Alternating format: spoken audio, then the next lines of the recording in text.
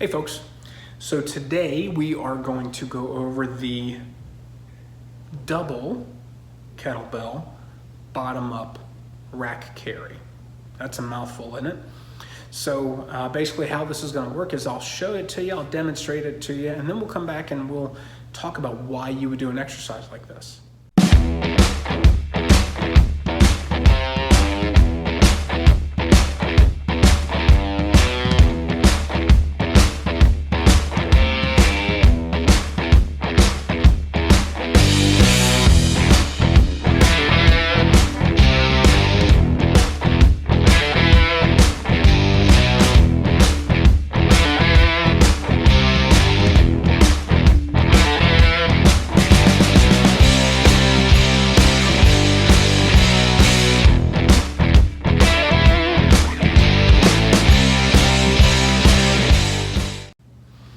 Okay guys, that was the double kettlebell bottom up rack carry. Why would you do an exercise like this? I think number one, anytime you're talking about anything in the loaded carry family, okay, farmer walks, rack carries, waiter walks, suitcase carries, sled pulls, sandbag carries, anything that fits into this family of exercises. Part of what you have to understand that you are getting out of that is becoming more functional as a human. And I hate to use that word because I feel like it's just been abused by the fitness industry for the last 20 years. Functional related to what? Well, functional related to how you are supposed to move as a bipedal human. Okay, when you look at the family of loaded carries, what it does for you.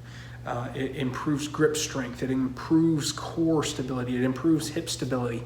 And those are the three places that we need to be strong so that we can move well, okay? Grip strength correlates to shoulder stability, core strength and hip strength, they protect your spine. So anytime you're working on the loaded carry family, you are getting that, okay? That's part of the deal, that's part of the package of any of the loaded carries. Why would you do something like a double kettlebell bottom up rack carry? Well, number one, it's a little more load, a little heavier than a single bottom up rack carry with a kettlebell, right? Instead of holding one bell, you've got two bells here, so it's double the weight. Okay, so there's that. And in some instances, not all, but in this instance, you know, more can be better. Sometimes more is just more, okay? But in this case, when we're talking about loading up the trunk and the shoulder girdle and the hips, sometimes more is a little bit better. The great thing about the bottom up position though, okay, and this goes with a lot of the loaded carries, but the great thing about the bottom up position is that it will tell you when you are done, okay? With a lot of exercises, we can just kind of gut it out, push through it, get to the end of the workout as it's written or designed. But that may not always be the smart thing to do. Especially when we're looking at training for longevity, injury prevention, as well as fitness or performance. That may not be the smart way to go to do it as written for you in that moment.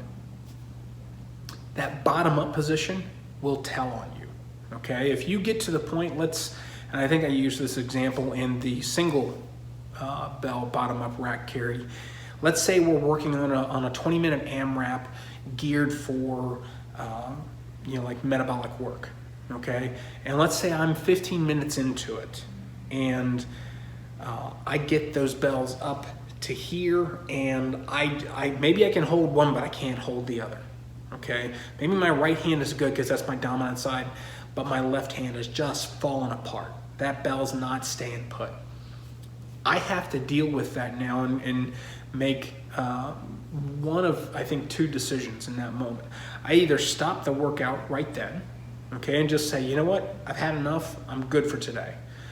Or I've got to figure out a way to ramp down the other work that I'm doing.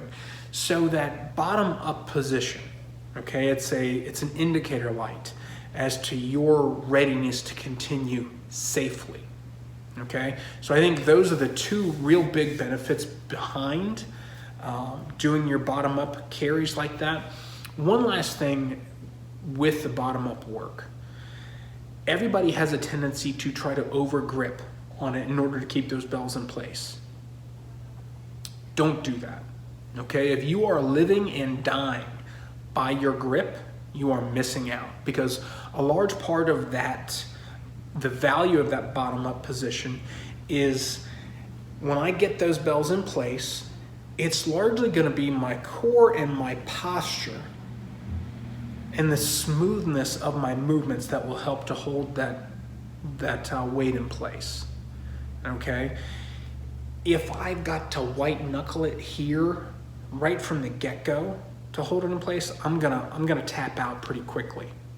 Okay, so do not go so heavy with this that you are living and dying by your grip strength, because that will end fairly soon.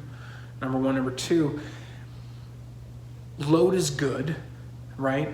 Weight is good, but we're not looking for maximal weight with this drill. If we were looking for maximal weight out of a loaded carry, we'd go with a farmer walk or like a heavy sled push or something along those lines. This one is a little more fine-tuned. We're looking more for movement quality, so don't be afraid to ratchet the weight down enough for you to get into a good postural position and hold those weights. If you've got to white knuckle it right from the get-go, you've gone too heavy. So give it a shot, let me know how it goes.